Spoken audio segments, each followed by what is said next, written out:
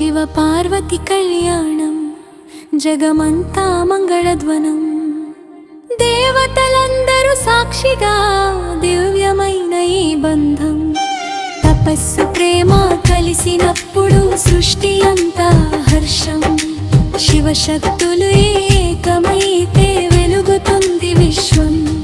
సతిగా జన్మించిన ప్రేమ కథ కాలం తిరిగి పార్వతిగా వచ్చింది శివుడే నా వరుడని చిన్ననాటి నుంచే మనసులో దీపం వెలిగించింది హిమవంతుడి గృహంలో పెరిగిన హృదయం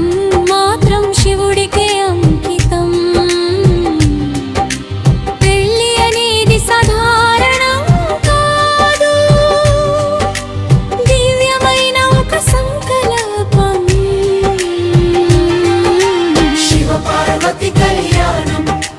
జగమంతా మంగళం దేవతలందరూ సాక్షిగా దివ్యమైన ఈ బంధం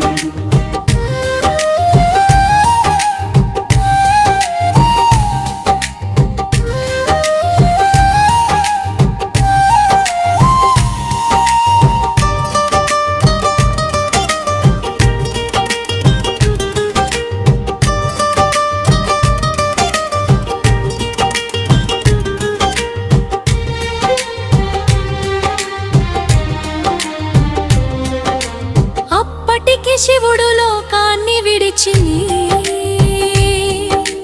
తపస్సులో నిమగ్నుడై ఉన్నాడు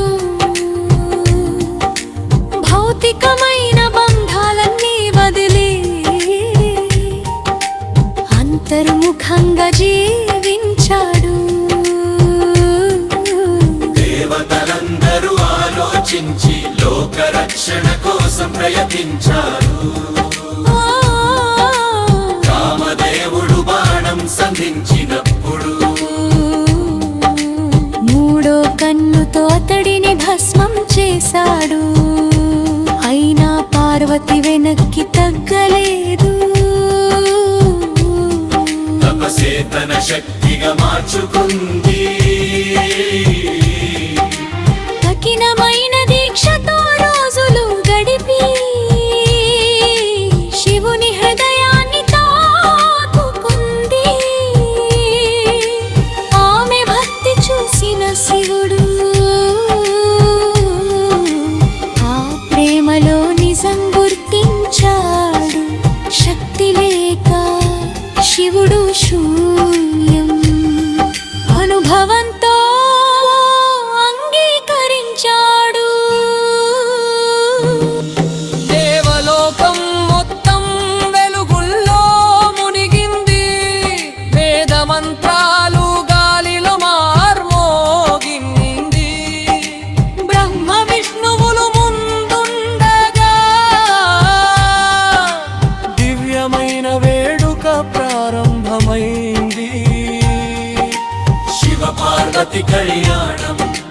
జగమంతా మమలందం దేవతలందరూ సాక్షిగా దివ్యమైన ఈ బంధం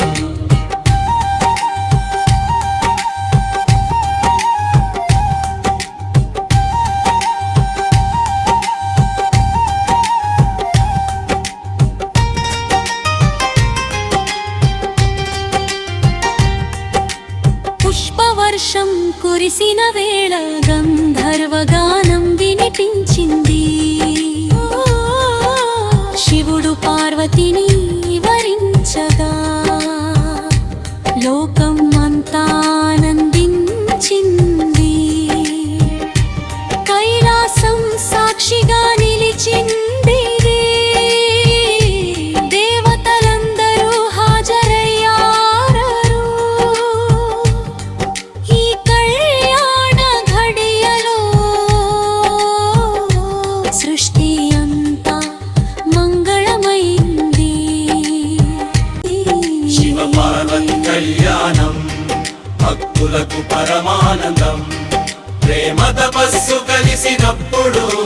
దైవ అన్నందుతుంది జీవితం శివశక్తులు కలిసిన వేళ సమతుల్యం లోకం పొందుతుంది ఈ దివ్య గాథ వినిన ప్రతి హృదయం శాంతితో